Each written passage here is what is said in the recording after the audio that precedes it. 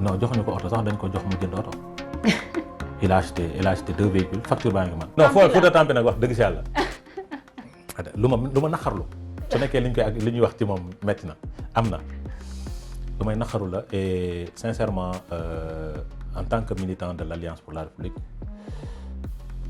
am naa lu ma metti ci affaire boobu ci ce dossier là parce que pour man manque de respect et de considération la des militants de l'Alliance pour la République.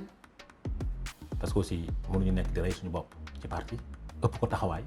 mu génne Fouta Tampi rek. ñu jox ko ay ay benn millions slogan rek. oto bon non joxuñu ko oto sax dañ ko jox mu jënd oto. il a acheté 2 véhicules facture baa ngi man.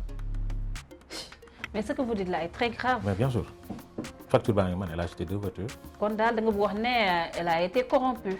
non xaw ma corrompu xaw ma lu mu mënti doon. dafa jaay ngoxam.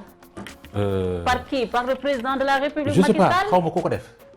ah mais xaw moom ma mooy ku ko def bossé affaire. mais ki ko téye ci loxo yóbbu ko ci président de la République c'est vrai addition la mais métti nañu bari parce que Fatoumata amul man je ne comprends pas lan la ñu mën a yàqal ñun quoi. sonalu ko fenn.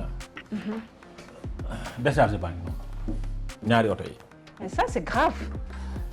turam la Babou Cissé moo ko jaay. Décharge faisant suite à une vente en état d'une voiture d'occasion.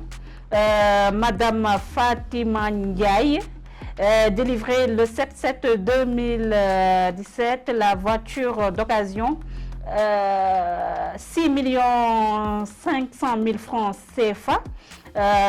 L'attente avait reçu une avance de 3 millions de francs. ñaari oto la benn bi 6 millions la ko jëndee beneen bi dafa joxe avance 3 millions.